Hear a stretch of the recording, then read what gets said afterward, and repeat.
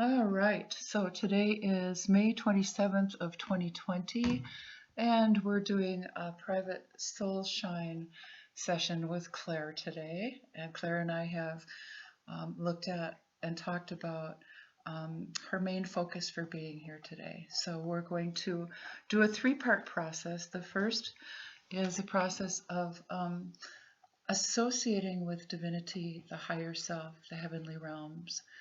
And then we will get into how actually we came to be here in this construct and how multiple lifetimes or successive lifetimes, chronological lifetimes happen and the karma is built as we go and how we're in relationship with the souls we build that karma with.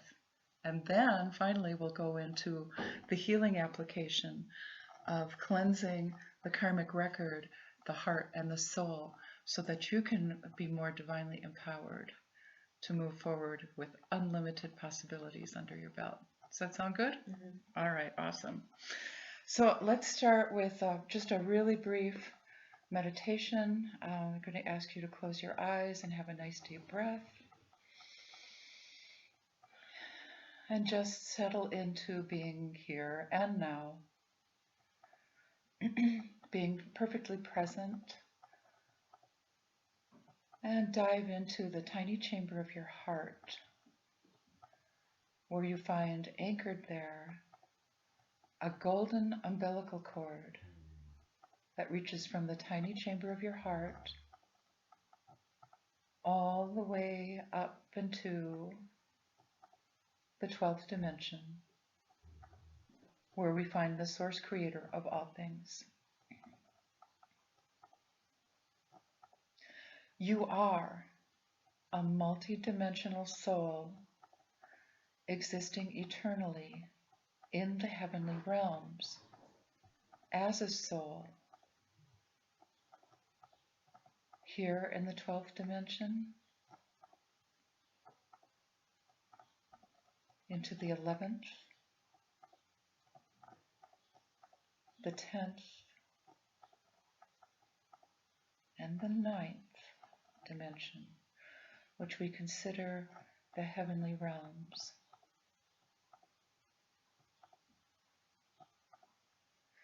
In the heavenly realms, you are pure atomic golden light, not individuated, but inexorably linked with all of light in the heavenly realms. Here, there is no dis-ease, there is no fear, there is no emotion, there is no thought.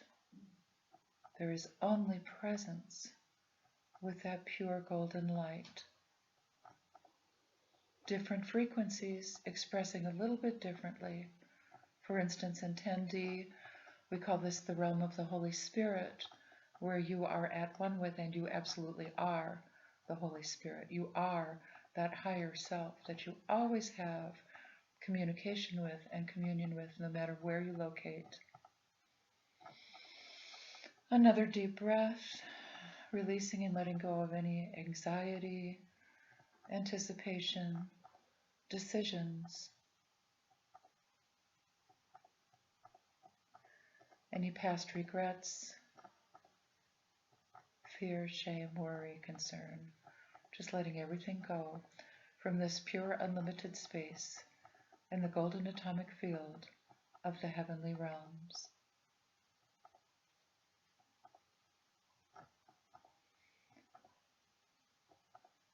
You're still associating with your golden umbilical cord as you come into the 8th dimension and the entrance of the consciousness realms and physical reality, of the physical universe, I should say. Here is where your light body, a beautiful light emanation that is particularly unique to you, begins to have relationship with other consciousness beings. Still atomic gold light with millions of chakra centers or energy centers. The realms of consciousness and where you abide within them, from the 8th dimension through the 5th, are those realms where we begin to associate with a specific soul group of 144,000 souls. There are countless billions of souls, but we do have a specific soul group. All of them have unique tonal qualities. Just as your DNA is unique to you, so is your soul song a unique tonal signature of your light body beingness.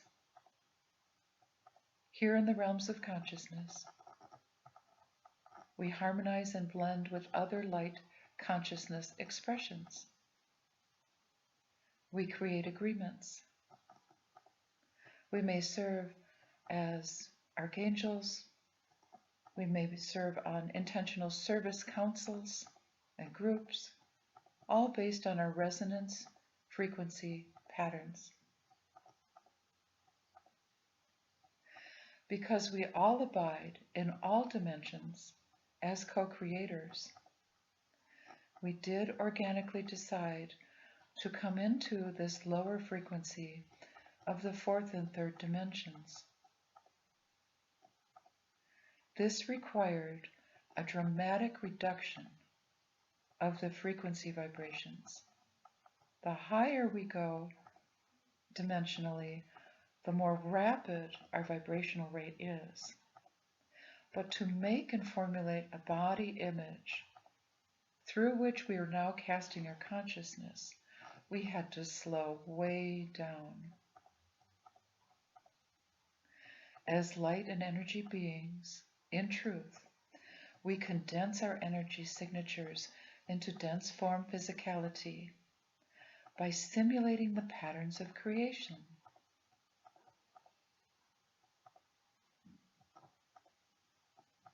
Toroidal fields, spirals, circles, sacred geometrical shapes of all kinds. A dramatic reduction of frequency vibration had to occur to make a body image through which we cast our consciousness. And it takes a lot of energy to do this. We diminish our consciousness and awareness capacities dramatically to come into form.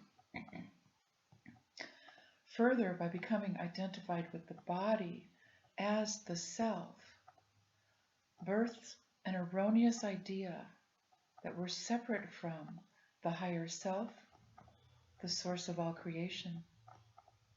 And we find ourselves protecting the little that we have reduced ourselves to and the little that we think we have at a given time. We actually go from 100% divine peace, perfection, wholeness, power, to vibrating at about 3% of divine power. We become in conflict with other bodies while forgetting our true and divine and unified nature, forgetting that state of perfection, peace, abundance, and power. We continue this sojourn of density compression in an entropic, disorganizing field for a chronological timeline that we call many lifetimes, but in fact is only one series of events, one after another, and there can only ever be one. While consciousness expresses itself from 12D all the way down to nanoparticles beyond dimensional realms, what we're really aware of and conscious of right now is this 3rd dimensional experience. So every lifetime that we will review in another little bit is still only one life. Because life is eternal, we can easily deduce that this is not life but rather as an outward picturing of an inward condition of separation and fear. We amass karmic records of the many lifetimes we seem to have, and as we part from one lifetime, it seems to be death, pardon me, we have kind of an out-of-time association with the light body beingness, a consciousness that we are. And we do at some level, at the level at which we're capable of reaching beyond the veil of illusion, associate with the house of truth. It's as though while we're there in that in-between state, in timelessness and unity, that we're able to reclaim to some degree, to remember our wholeness, our beauty, and the perfection of the self to some degree, and determined to come back into density to complete that which we desire to address and clear. As we incarnate once more, we establish some measure of, I want to call them spheres of protection, that are designed to assist us in remembering that which we determined to do, to be, to express, to complete, or create. Yet as we enter back into slow time and those slower vibrations, we begin to forget. We literally choose who will be our parents, where we will live, and the circumstances of our early life before we come back into form. In fact, we typically have one or more family members who've always been players in our timeline adventures. In a very true sense, we never meet a stranger. Every soul we've met, we've already known, and we know eternally. Then, as we're brought up from childhood, we further forget our established goals, those spheres of protection that we put in place designed to help us remember are unwittingly abandoned, and we forget the life purpose determination that we had made until the moment we hit a dark night of the soul, or rather a dark night of the ego, and that divine spark of life in the tiny chamber of your heart calls you to remember once more. So this is how we come to be here today. What you expressed, Claire, when we were talking yesterday and arranging this meeting, was that you had spent the past 5 months or so navigating a dramatic shift in your workspace. And were feeling overwhelmed and as though you needed to perhaps give notice and leave there entirely. But what I want to suggest for just a moment and invite you to entertain is that you possess a skill set that you haven't yet tapped into, that we're going to explore today. You possess a skill set that is profoundly beautiful in design and will help you remember your divinity and heal the situation before you leave, if that's what you decide to do. So I want to ask directly, is there a possibility in your heart that you're willing to explore a broadening out of your understanding of that situation? Mm-hmm. So yeah, tell me about that, if you have anything, or ask any questions that you might have so far.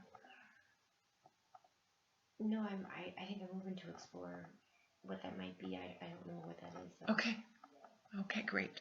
I'm just going to make it a little quieter here.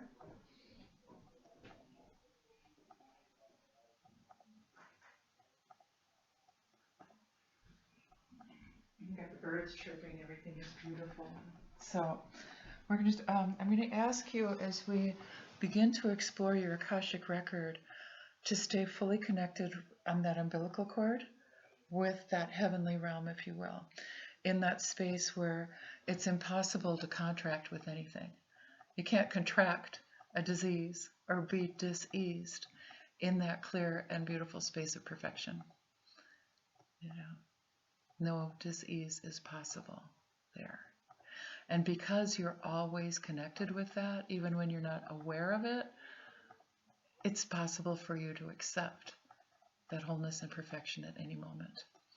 Yeah, which is part of our healing and clearing that we'll get into in just another little bit. So we're going to launch into your Akashic Records. So as I was saying, before we come in, it's almost like we have a moment to visit with the soul at whatever level we can communicate with it and go, oh yeah, I want to do this, that, and the other thing. And so if we also have the opportunity to observe our karmic record.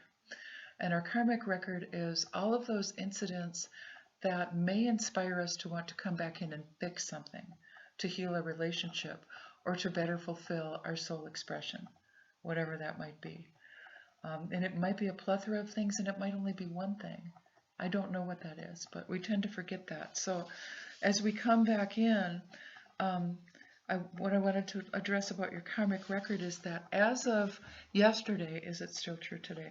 I'm going to use my pendulum so that I'm dowsing for truth. I don't want to mislead you in any regard. As of yesterday, you were calibrating on David Hawkin's map of consciousness on a scale from 0 to 1,000 at 310.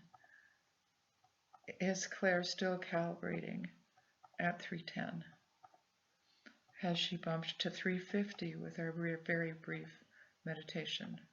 Okay, so she's still at 310. I'm going to give you I will let you have that. You can take that with you if you want.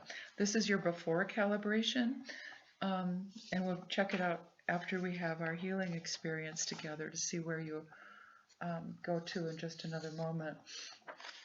The other thing that I looked for on your Akashic record was the spheres of protection that we were talking about. Are you clear about what those are? Mm-hmm. Yep, they're put in place to help you remember, right? Mm-hmm. You came in, I measured these at on a scale of 0.0 to 6. Okay? Mm-hmm. You came into this lifetime with 4.6 spheres of protection in place, and as of today, you have 0. Mm-hmm. Yeah. So the incidents and accidents and karmic patterns that resurfaced actually helped you remember not what you came here to remember and do, right? So we're going to bump that today. I also look for your primary life lesson at this time. There's a really good chance that you've already completed several to get to this point. Right now, your primary life lesson is consciousness, and you're at 50% complete with that. You have 2 secondary life lessons. One is contentment, which you are 60% complete with, and the other is harmony, which you're 80% complete with. When you complete a life lesson, depending on how rapidly you choose to evolve as a soul, you may, when you complete a life lesson, you may find this really yummy still point. The personal self or the ego will want to rush in and fill that space. You know, this is what we do habitually as humans for a long time until we break our patterns. When you complete, for instance, harmony as a life lesson, you will be in a state of stasis for a moment.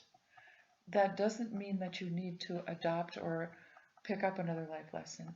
If there's another life lesson at soul level that you want to learn, that will organically come in, and you will notice certain patterns emerging that give you the opportunity to complete that lesson, right?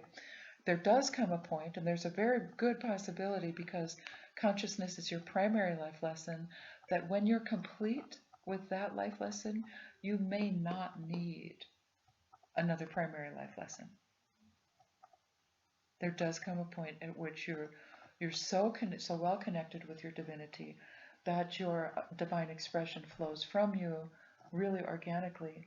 And when anything comes up for you, you no longer have an emotional response to it. You maintain that state of peace, which is your natural inheritance. Mm-hmm. So, in a very real sense, what we're looking at with your soul transcession is um, we're looking at identifying first all of the obstacles to peace that you have put in place for yourself based on your karmic record, forgiving those to such an extent that you no longer refer to those karmic patterns for being in relationship with your milieu as you move forward. Yeah, so it's handy to know just these couple of calibrations before we look at what's on your Akashic record. When I go into your Akashic record, it's a very sacred space, and I ask the soul, what is up for review and clearing? My research has shown me that the majority of all of us here, as a soul group, a global soul group, have been here for what we would consider a chronological 11,000 years, which means that we've had a lot of lifetimes, we've had a lot of experiences. There's probably no part that we haven't played. There's probably nothing we haven't done. And because out of time we are a singularity and we share consciousness, there's nothing that we can't have compassion for because we've done everything. Mm-hmm. I think this is where actors get their brilliance, is they could tap into the great consciousness and play any role guilt-free and maybe heal some aspects of themselves that they're not even aware they had. There's some really good stuff going on there. So there are 4 lifetimes up for review and clearing for you at this time, according to what your record revealed yesterday. The very last, most recent lifetime has an overall energetic statement of victimization. Mm. It happens that you shared that lifetime with Maggie. And I don't look for the circumstance or the story. I only want the energetic flavorings of it. Because as you know, when we have an emotion, say for instance, you wake up in the morning and your aura is entirely clean and clear. You are on top of the world, you're above the world, and something comes in that rattles your cage a little bit, and you have an auric energetic flux. So there might be a little hole in your aura or energy field where energy is leaking, or there may be a distortion of color or vibration or something like this. So what we're looking to do today is to really enhance the perfection of your auric field. When you have, in fact, you have 4 portal ways open to past lifetimes where you're always kind of tapping into these frequencies. For instance, victimization from your last lifetime as an underlying pattern for behavior or a memory of something that you want, you do want to clear. Yeah. 4 lifetimes ago, the overall energetic expression is guilt. Again, that was a lifetime that you shared with Maggie.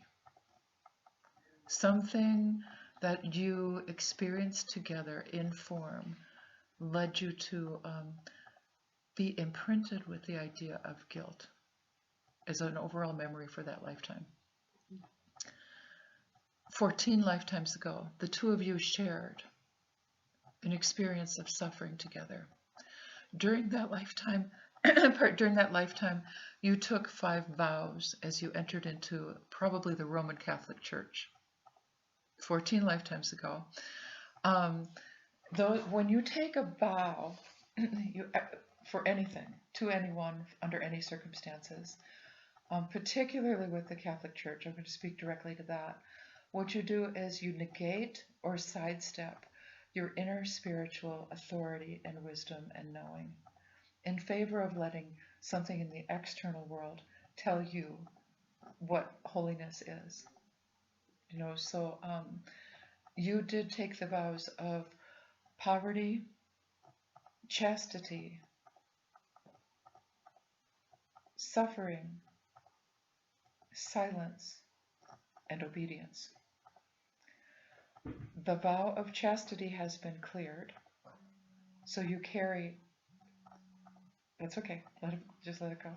The vow of chastity has been cleared, so I will ask you, just off the top of your head, do you have any guilt around your sexual expression? Yes. You still carry some? Okay. All right. Big time. Big time? Okay. It's in there. I mean, a lot of us were indoctrinated in the Catholic Church, and guilt is an underlying emotion or frequency that we carry. Did you know that guilt is the root of all fear? That makes sense. It does, doesn't it? Yep. So we're going to clear that for sure. Obedience. When you carry a vow of obedience, you typically are very obedient to any perceived external authority and rebellious at the same time. So there's kind of an incongruency there. That what there is a lack of freedom. You're not, a vow of obedience, even though this was 14 lifetimes ago, still carries as an impression upon you now. If we pop out for another instant and remember ourselves as just atomic light energy in the heavenly realms, we're under no laws but God's. And those are so pristine and divine, and we're so at one with them, that the laws of man never enter into our consciousness whatsoever. It's only here, when we feel like we're separate from each other, that we place comparison, conflict or authority, or you're better than me, or all of that stuff. It's just incongruent stuff that goes on. So taking a vow of obedience is kind of doubling down on forgetting your divinity. Poverty can linger. Vows of poverty can linger for people for a long, long time. No matter how hard you work, you either have just enough or almost enough, but never an abundance, a real state of abundance, conscious abundance financially anyway. Poverty isn't only applied to finances and resources like that. Poverty can be poverty of relationships, fun, leisure, travel, all of that kind of stuff. It's obvious from your Akashic Record that the vow that stuck with you the most was suffering. And because Maggie and you both shared this experience, you both shared suffering there. So there's, in the karmic memory that you share at soul level with each other, there's a deep love between the two of you. You underwent some pretty crazy stuff with the church as far as suffering is concerned. 14 lifetimes ago, I don't want to review the historical accounts of what nuns had to suffer at that time, but there was suffering. Yeah. So, and then the fourth lifetime that's up for review is actually 23 lifetimes ago. That again you shared with Maggie. And the overall energetic statement for that lifetime is shame, where you were shamed by that soul based on the actions that the two of you played out in that lifetime. In total, you and Maggie have 43 lifetimes that you've shared together, right? So we touched upon the idea of having a soul group that we frequently reassociate with as we go through our timeline sojourns. It's important to remember that as an elevated soul, you don't have a problem with each other. It's almost as though we contract from out of time, possibly between lifetimes, possibly from far, far beyond time, to come into each other's lives, to assist each other with remembering our divinity. Now, when we forget our own divinity, when I forget, for instance, that I am also an archangel and I relate with you as a body, I eventually have to forgive myself for not remembering my archangelic state and therefore not remembering yours. So not only do we never meet a stranger, we know all the souls that we're ever going to relate with. We have certain agreements with each other to work things out. And as we forget our divinity, we make errors with each other. And the ones that we call unforgivable errors, whether I caused you emotional or physical harm, or I remember that you caused me emotional or physical harm. This is a karmic implant of some kind that tells me that the next time we run into each other, something about our recognition is going to spur an immediate contraction or expansion into who you are. or how I'm perceiving who you are. I'm either going to tap into what we shared karmically together, energetically, because we'll never remember the story perfectly. We can't even remember our childhood with any accuracy. Our memories always change, which tells us that none of it is true, because what is true can be remembered and owned. So what I'm suggesting is that the dream time, linear chronological lifetimes that we've shared together are, in essence, the fulfillment of our contract to remember together. That you and I are here together is an agreement fulfilled. We agreed to do this. Thanks for showing up. So we're going to get back to you and Maggie for just a minute.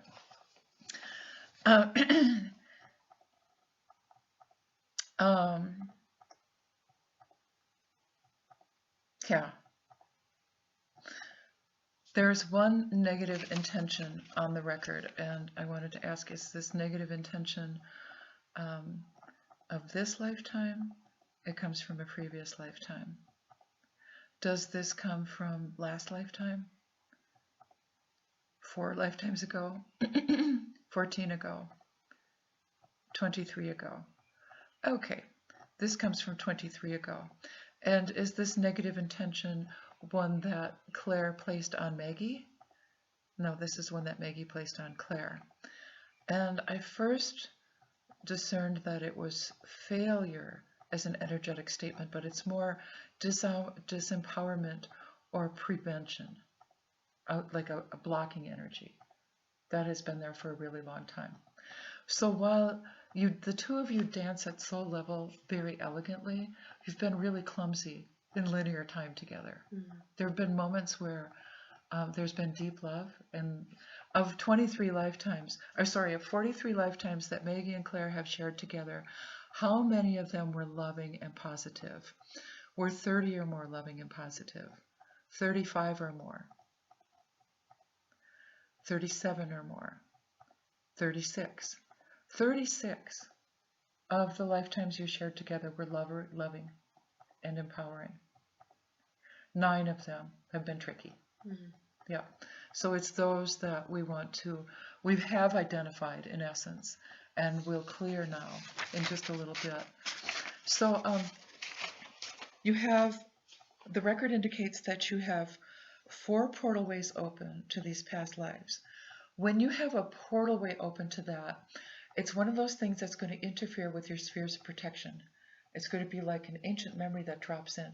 So say, for instance, you decided before you incarnated in this lifetime that you were going to come in and heal the relationship with Maggie, and that you were going to stand empowered as a healer, a bringer of light.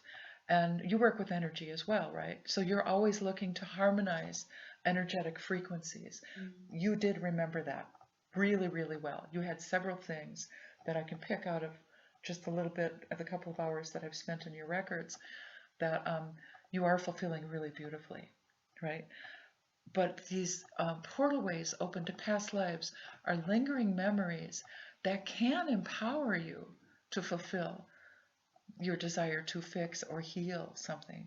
But until you know that that's there, they're like background noise that's really distracting, right?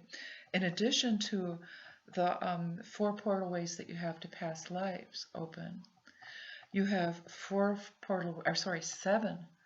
portal ways open to the subconscious. The subconscious is a storehouse of memory.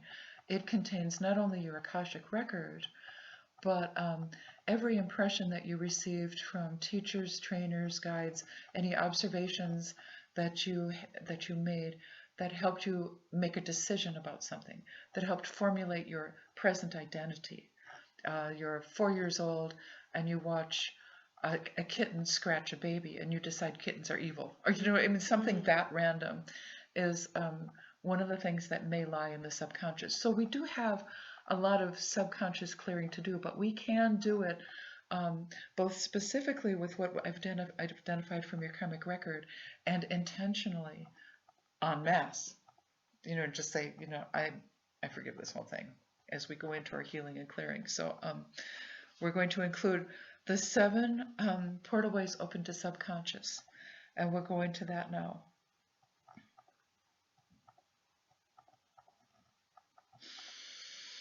Okay, they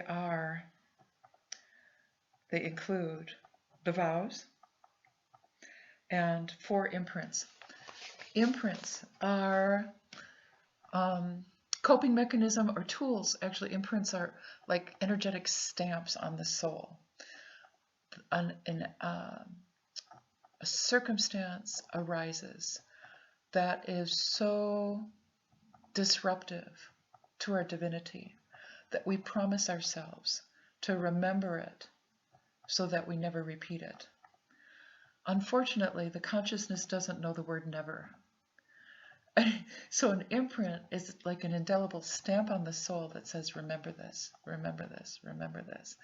And you have 4 imprints that show up on the record. 3 of them are karmic. Of those 3, all 3 are at the 2nd chakra. And remember, our 2nd chakra is creativity, sexual expression, and manifesting abundance, money, that kind of thing. Yeah. And there's a lot more to the 2nd chakra, but just as a basic overview, you already know this. I'm just speaking it for an overview. These 3 karmic imprints are held at the 2nd chakra emotional body. They're either emotional or mental. So in the emotional body, what we have is blame, the frequency of blame, feelings of incompetence, and outrage. Right? So layer these on top of victimization, guilt, suffering, and shame, and a girl's going to have a hard time. And I see that you're feeling that. And I'm really glad that you're feeling that. Because on an emotional level, you've had a hell of a time coming into this life with the karmic imprints that you've been carrying. I don't know how long you've been carrying them. I can find out. Nope, it doesn't want to tell us. Some things it doesn't give us a timeline on. All that's important now is that we identify and clear these. Okay. You have one other karmic imprint that's personal, held at the 3rd chakra, mental body, of being judged by others.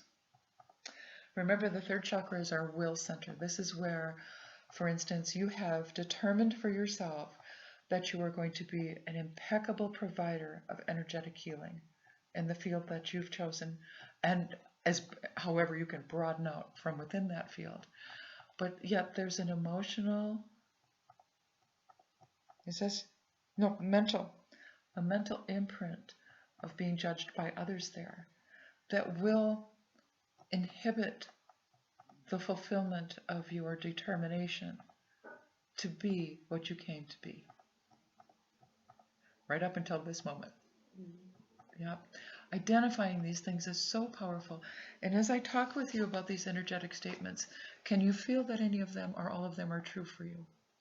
Yeah, I can really tell. Yep. It feels true. Yep. Good. Because it feels true, it'll be much easier to clear. Yep. We're just going to embrace all of this stuff and set it free in just another little minute. Okay? How are you doing? Good. Am I going too quickly? Okay. There are 2 beliefs. Beliefs are different than imprints. Beliefs are always going to be mental body. I mean, they can be emotional body. It depends on the circumstances that created the belief itself. Usually, though, a belief is a thought. Yeah. It happens that both of these are genetic. You have a 2nd chakra genetic belief held in the mental body of apprehension.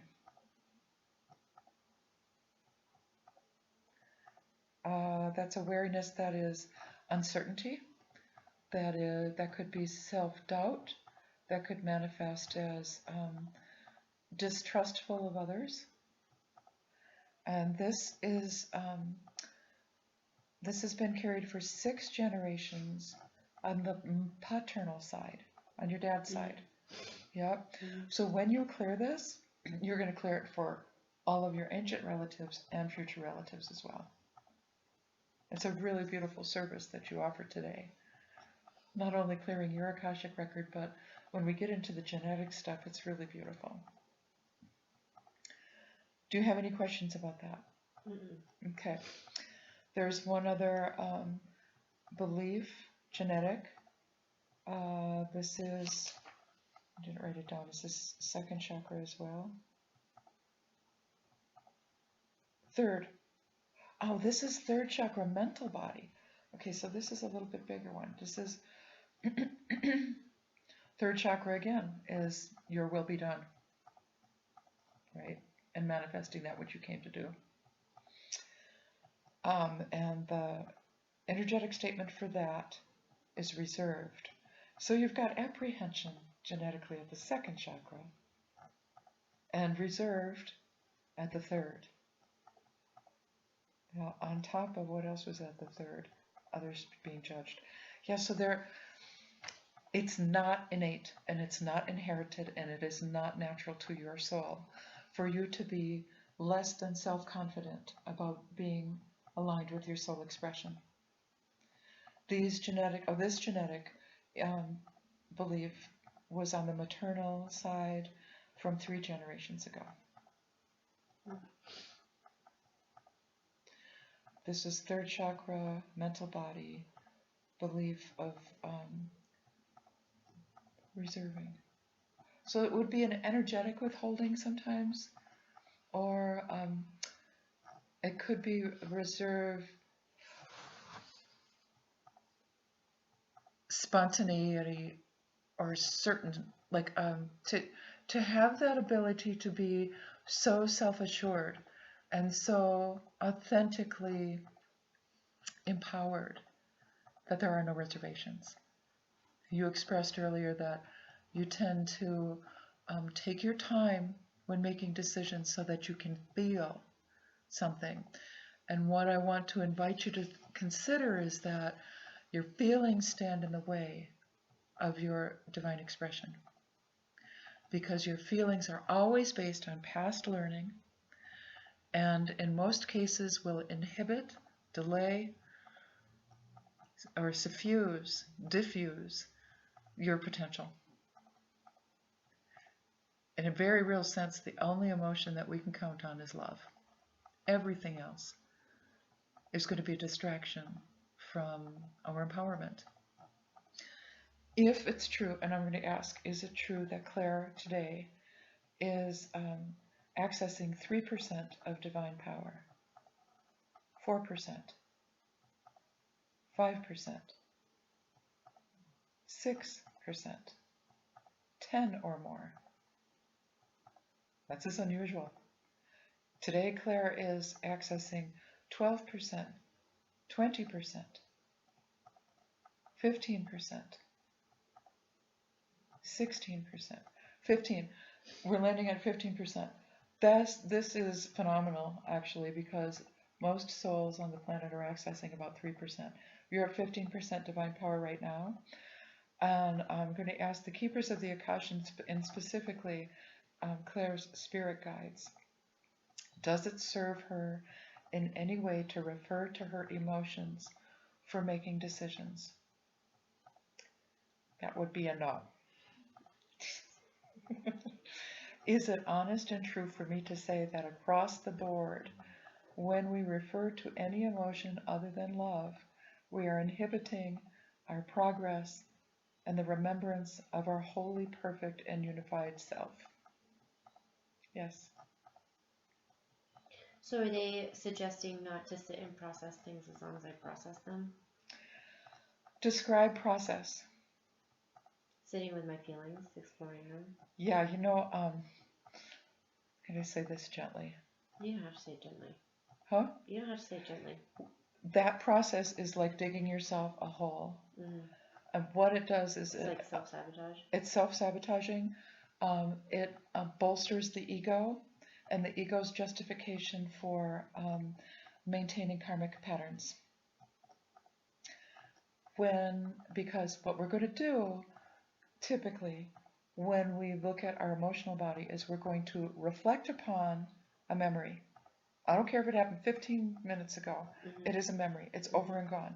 I'm going to reflect upon that memory and discern whether that guy across the street really did step on my toes. And if he stepped on my toes, I'm going to make it mean this thing, that thing, and the other thing. I'm going to tap into outrage, victimization, guilt, shame, suffering. I'm going to tap into those ancient, all of the portal way access points that I have that will uphold my karmic record and keep me locked in pattern. If I keep doing that to myself, I'm not going to be at 15% divine power for very long. So what I suggested earlier is that we are in an entropic spiral at the 4th and 5th. And it starts very narrow at the 5th dimension, where we actually we begin to come into this slower vibration. As we come into the 3rd dimension, the vibration gets slower and denser and slower and denser. When you dig your hole and go into an emotional process, you're digging deeper into the density, and you're not actually remembering that umbilical, that golden atomic light beam that you are. And we all do this, Claire. We all do this to such an extent that we literally forget that we're soul. While I'm busy worried about the guy across the street stepping on my toes, I'm not in my divine expression. And what I'm doing is I'm actually going to justify why I can't be in a sacred relationship with him based on my past learning from 23 lifetimes ago or more. There's nothing present and miraculously available. I mean, here's the deal. When you clear this stuff and continue your clearing process, you become more and more spacious. You become more aware of the miracles that are going on all around you, and you're no longer preoccupied with the past, trying to fix a situation here in linear time. You're going to elevate to such a point that you're already at, that you've never left, that now that anything that occurs within your linear timeline, within this dreamscape, doesn't have to have an emotional response. You can simply observe it and say, ow, you know what? I am a miracle, and I am a miracle worker. So for instance, because you're in the healing industry, I'm going to put this out there. When somebody comes to you in need of healing, you don't first go in your mind and heart and say, okay, this guy's got cancer, there's a liver disease, his left leg is shorter than the other, and you can't hear out of his right ear. I'm going to fix that. No, that's not what we do. As healers, what we do is remember that soul is divinely perfect, and there is a divine blueprint of perfection that we want to help that one remember, so that all of the dissonance that might be in the field that has him believing that he's contracted a disease or dysfunction of any kind, that can be easily, gently wiped away. I mean, we can think of Jesus for just an instant. When he healed the sick and raised the dead, he didn't see them as sick and then bring them back to wholeness. He saw them as whole. And the restoration and power of his divine power brought that back into wholeness. You do the same thing when you're in sessions with your clients. You remember their wholeness, and you help them remember it by bringing frequencies and amplitudes and helping them, the nervous system stabilize, or whatever your technology is. I might be really short on that, but you smell what I'm stepping in. You did good job. That's what we're always only doing. So, physician, heal thyself. See your own perfection. Stand in the light and the wholeness of your own perfection. Know yourself as holy and wholly perfect and sacred and capable of bringing the good, the holy, and the beautiful. And that's what you will do. If you want to muck about in the dream and worry about your emotions, you can do that too. But it's not going to be as satisfying now that you've begun to remember that there's another way of looking at this. Yeah. Mm-hmm. Yeah. So we're going to remind me when we're in your healing process to talk about process. Yep. Okay. Is there anything else on the Akashic Records? Oh, yes. Yes. There is something else that we're going to clean up. With the timeline and the 4 lifetimes that are up for review and clearing today, there are certain memory issues that are also. Are the memory issues part of the portal ways to the subconscious? Okay, that's what the 7 were. So I've got 4, 5, 6 here, and the 7th is the memory. Okay, good. All right, just wanted to clear that up. You have a golden web memory. Your golden web, because you are atomic light at the higher dimensions, is where your soul memory is, right? When you start to slow down in vibrational frequency and you pull in the portal ways are opened as the subconscious in the past life, because of the incidents that occurred in your previous lifetimes, you have memory issues on your golden web. You have memory loss, which means that you don't have that sphere of protection that will help you fully remember the beauty of your soul. You have memory added, which suggests that you've taken on responsibility or obligation or guilt for something that was not required. You have memory clouded, so you don't remember with any accuracy what caused these things. And memory clouded can make it really difficult to make decisions. Mm-hmm. Yeah, because you don't remember what you wanted to remember when you came here. Instead, you've got faulty wiring with these other things opening. Memory programmed.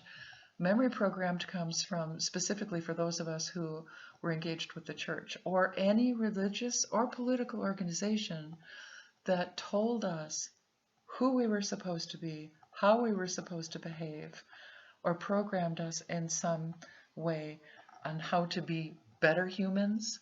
Or, if clean water matters to you, you're going to take up your arms and go fight for clean water. You don't have to fight for anything.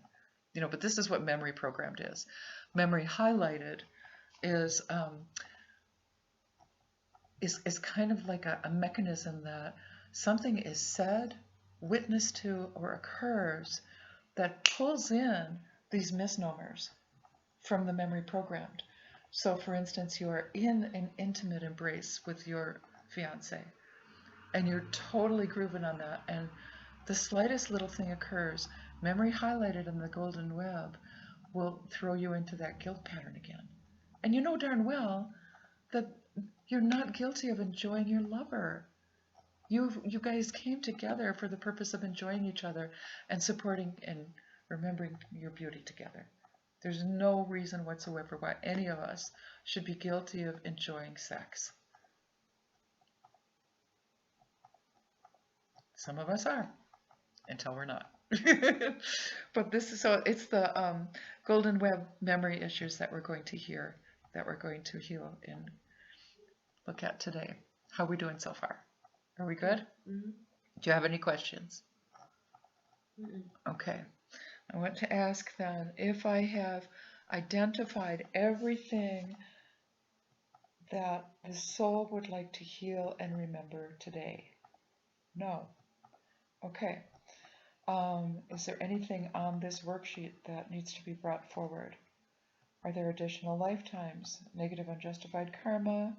Is there justified karma? Okay. Are there spirit guides that want to be identified? Are there golden web tears or scars? Are there any attaching souls? Earthbound, independent, destructive, negative thought forms, anger spheres directed at anger spheres. Is there more than one anger sphere that's up for review and clearing? Are there more than 2? There are 2 anger spheres.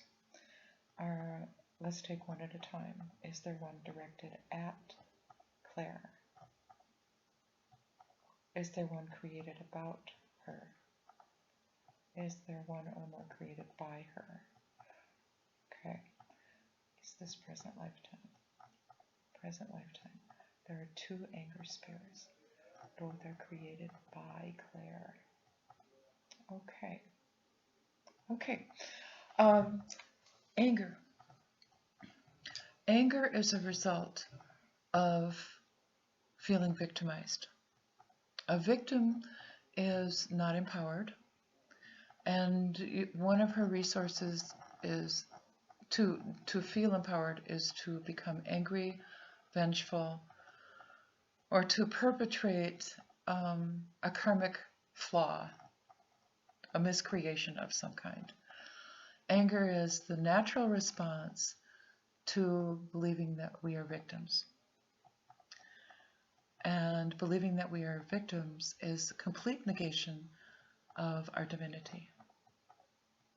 Because you have divine power, you have access to 100% divine power, there's literally nothing that can occur to diminish who you are. There's nothing to be angry about. It simply doesn't matter what's going on. We can be clueless about understanding why a situation is occurring, and that is one of the most powerful places to be when we're in, especially like when you've been navigating a situation for the past 5 months that has been dumbfounding. Is that a good word to use? Mm-hmm. Yep, it's been confusing and gave you the opportunity to feel diminished or insulted, but then again, that's the ego. Mm-hmm. The soul is never insulted. The soul is whole. And it's not in comparison with other consciousness. It's only here that we get into the sticky muckiness where we're playing the game of business world or joint venture or let's go shopping together, let's go fishing together. I mean, anytime we come together, we stand the chance of coming into a holy instant and unifying very beautifully, or coming into conflict of some kind based on what we believe we are. Every time you open your mouth, you're teaching what you believe to be true about yourself or the world. Most of the time, until we really begin to embrace who we are at soul level, we're teaching our littleness and not our magnitude. Most of the time, we're teaching falsely. We're still completely innocent. We remain innocent as we were created. So it's almost as though this veil of illusion has us so clouded that the third eye is compacted. And I can't, it took a moment to poke through that veil so that I could see how glorious and magnificent you are and not lay upon you any thought that I might have otherwise. So this is a practice that we're about to come into. This is a devotion to being impeccable with our word, with our hearts, with our thoughts.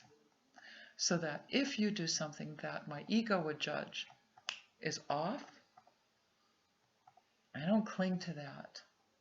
Instead, I remember that we are anciently related, eternally related, and that we're so freaking fabulous. Nothing you can do to me or say to me in form can put a dent in that. Now, my ego can get bruised, and I can run around to my friend and say, "You'll never guess what Claire did. Scooby-Doo and la-la-la. Let's decide not to like her."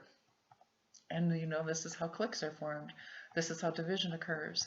And this is the state upon which we observe our global situation is occurring right now. But here's what's really cool. When I showed you this map of consciousness over here, you can see there's a second part to that. And the second part is that when you bump your consciousness right now, because even right now at 310, one person calibrating at 310 counterbalances 90,000 souls that are calibrating below 200. Explain that to me differently. Okay, so you're at 310. Mm-hmm.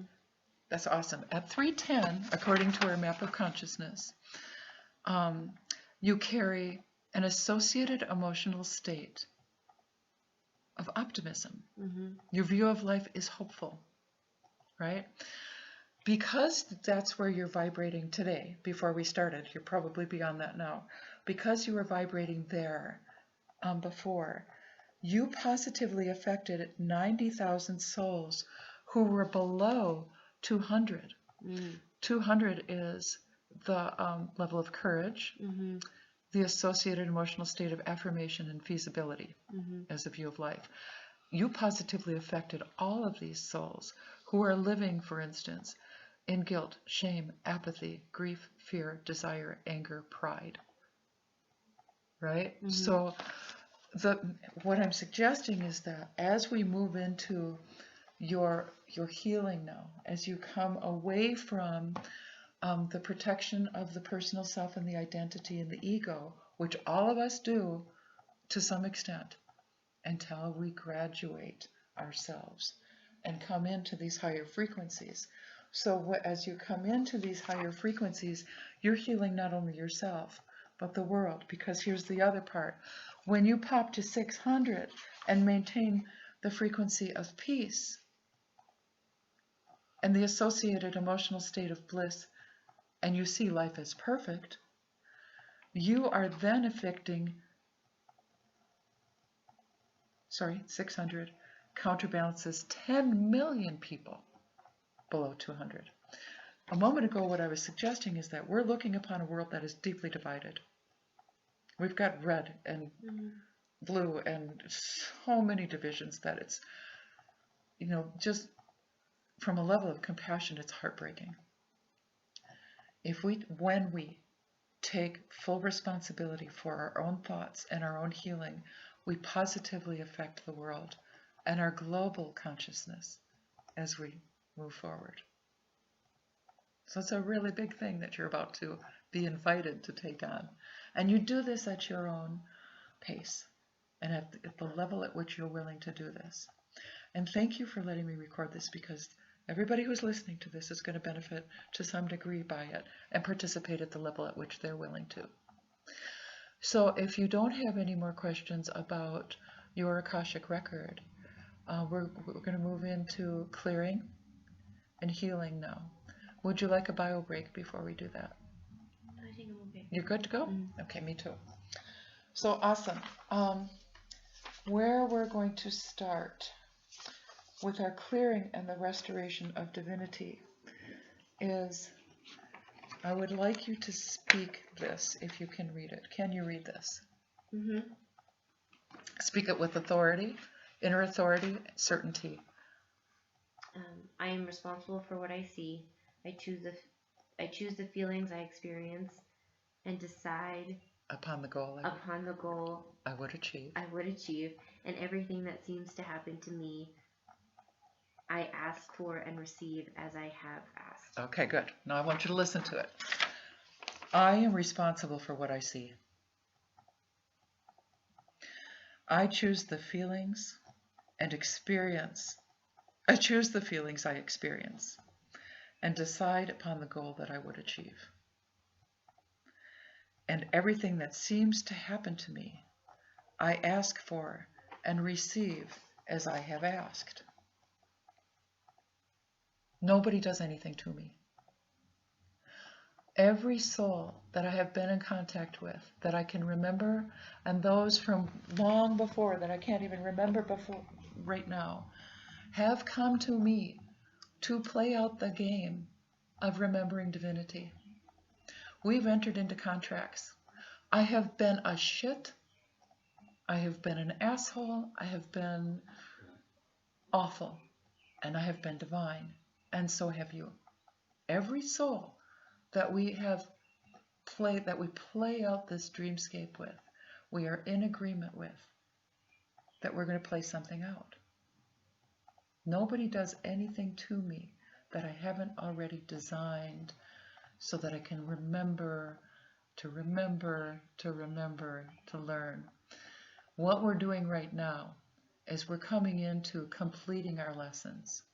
And the way we complete our lessons is to heal and forgive everything that we've seen. So, before we go into the actual healing technology, or the clearing technology, I want to ask you straight up from your inner authority, do we have permission, and is it your will that we clear the portal ways to the past lifetimes? Mm-hmm. Would you like to be clear of victimization? Mm-hmm. Would you like to be clear of guilt? Yes. Would you like to be clear of suffering? Mm-hmm. Would you like to be cleared of shame? Mm-hmm. Do you consent to lifting and removing all imprints? Yes. We are lifting the imprints of blame, incompetence, being outraged, and being judged of others. Mm-hmm. Is it your will that we do that? Mm-hmm. Is it your will that we clear the two beliefs, the genetic beliefs, of being apprehensive and reserved? Mm-hmm. Is it your desire that you come into full alignment with yourself and your soul and your divinity today? Mm-hmm. Okay, great. You've heard the term ho'onoponopono. Very simple exercise. We're going to get into forgiveness for just a minute. And what I want to be really clear about is that I might, for instance, recall a memory that I have with your Maggie, the soul that we know as Maggie, and the package of emotion that I've held around that. And I will say, I love you. And I will remember my love for her. And I will say, I'm sorry. Please forgive me. Thank you. What we're really only ever doing is forgiving ourselves. If it's helpful for you to imagine that you're forgiving another, that's great. But if we take full responsibility for, I am responsible for what I see. I choose the feelings I experience and the goals I would achieve. And everything that happens seems to happen to me. I ask for and receive as I have asked. That says that Maggie's entirely innocent. She just played the part that I assigned to her. She upheld her agreement to come into my life and play that part based on my life design. Therefore, the only thing I'm ever forgiving is me. Because I crafted the design that caused me the pain and the suffering and the guilt. Do you see where I'm going with this? So we can include anybody throughout history, and it's important to include every single thought that you have that isn't peaceful as you enter into ho'onoponopono. So I'm going to ask you to, in your mind, embrace all of the things that we identified are on your Akashic Record. Past life portal ways, golden web memory, all of that. Right now, embrace that, the memory, this very recent memory package that you have of your Akashic Record report. Put your hands on your heart for just a second. Look into your book of life. A big, huge, beautiful book. See the Akashic Record report that we were sharing today and speak, I love you. I love you. I'm sorry. I'm sorry. Please forgive me. Please forgive me. Thank you. Thank you.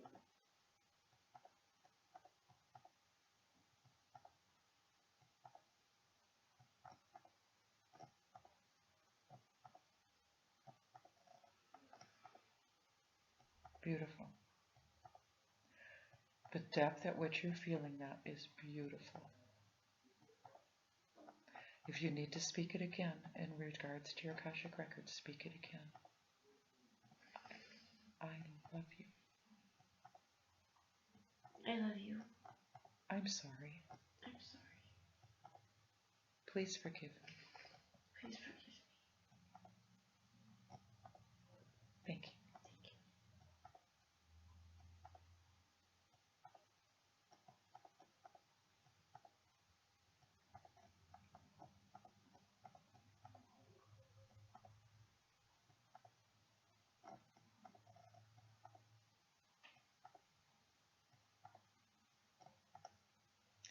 Now I'm going to ask you to embrace and bless your entire Akashic Record, your entire lineage of chronological time, both past and future, Embrace your entire soul record.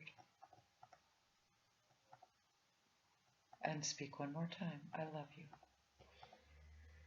I love you. I'm sorry. I'm sorry. Please forgive me. Please forgive me. Thank you. Thank you. And with your thank you, let it be complete.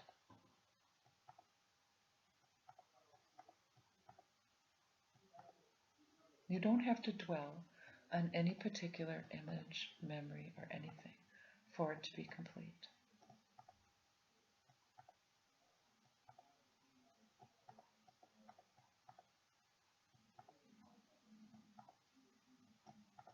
Do you feel more free? I'm not sure yet. Okay, that's all right. So let us now embrace the entire package of the past 5 months of navigating the business model that you've been working with, and all of the souls that you can think of that played parts in that navigation. Embrace it as one little bundle of memory and speak. I love you. I love you. I love you. I love you. I'm sorry. I'm sorry. Please forgive me. Please forgive me. Thank you. Thank you. I am responsible for what I see. I choose the feelings I would have and design the outcome I would achieve. And everything that seems to happen to me, I ask for and receive as I have asked. Okay, we're with the bundle of the past 5 months. I love you. I love you.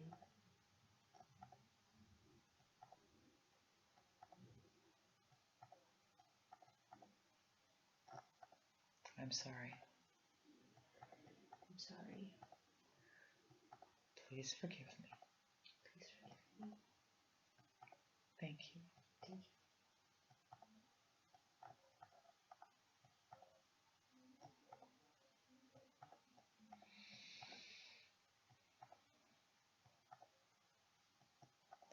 Now let's take the bundle that we know as Maggie and the 43 lifetimes that you've shared together. Draw her into your heart. Unify with her so completely that you are not two things. You are one. Is this okay? Mm-hmm. Okay, speak it. I love you. I love you. I love you. I love you. I'm sorry. I'm sorry. Please forgive me. Please forgive me. Thank you.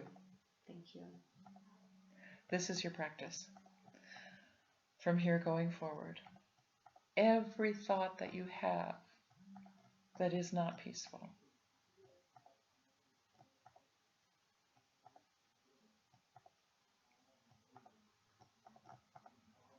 it is this simple.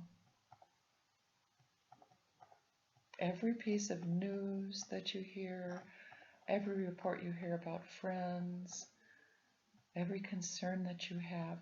Now I want to introduce you to Haleakala Lu Hugh Lin is the name of the guy who teaches Ho'oponopono, or Dr. Hugh Lin.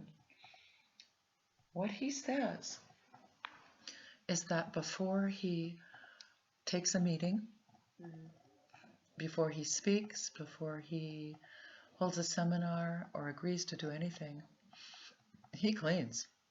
He calls this cleaning, this exercise of forgiveness.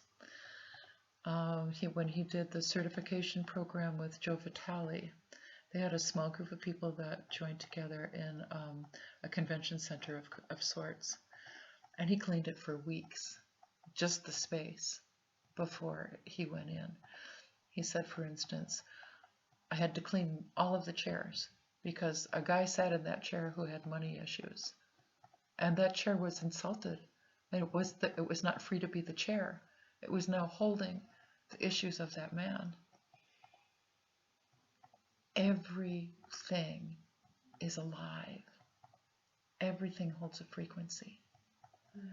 Before you consider how you want to proceed with your wedding, clean. Just, hold the idea of the marriage ceremony, the whole package that it is. I love you. I'm sorry. Because what we're actually doing is we're lifting from the world all of the thoughts we laid upon it and created the density of the third dimension. We're taking responsibility for our thoughts so that we can be free at soul level, and so that we free the field and make it more spacious for others to sojourn through. We're taking so much responsibility. We're being impeccable with our responsibility to the world that we see, manifest, and create. So that as we clear the palette of the third dimension of all that we laid upon it, we clean the density of the third field to the extent that we're capable. We are free to associate from a higher level of consciousness with the world and bless it, and bring our delightful soul presence to it. And know that we are safe and whole and healed. We are the working miracle for the time that we have left here until we complete our lessons. We will attract more lessons as we go. They'll be more gentle because we're not going to be insulted by them anymore. We're going to see them as opportunities for healing. We're going to bless everyone who gives us those opportunities and be grateful for them. The only appropriate response you have for anyone in your dream is gratitude. For whatever they seem to bring you is an opportunity for you to embrace your holiness and your wholeness once more.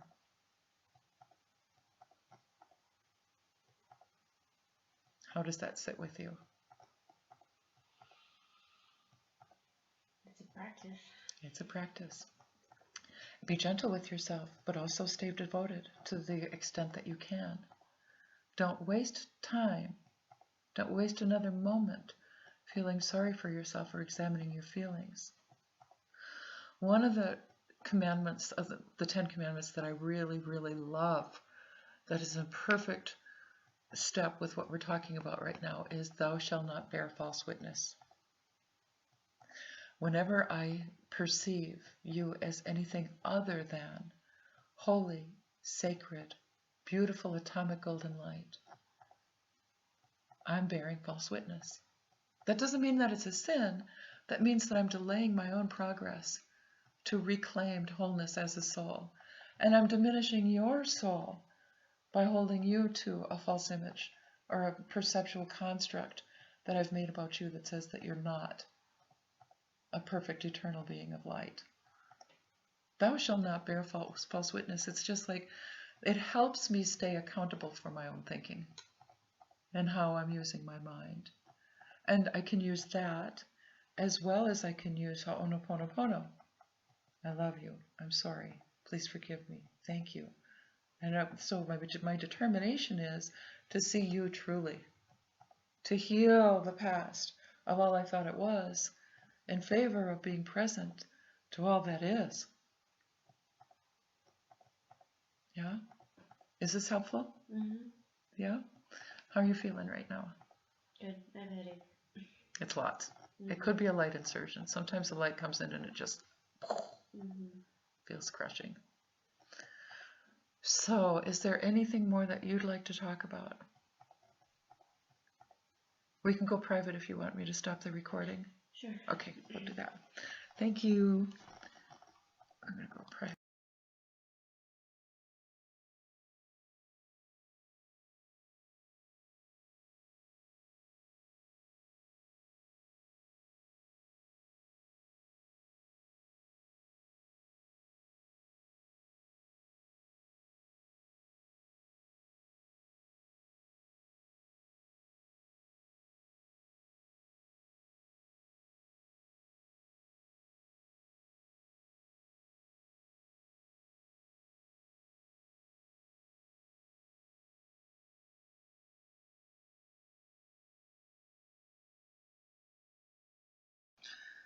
All right. So today is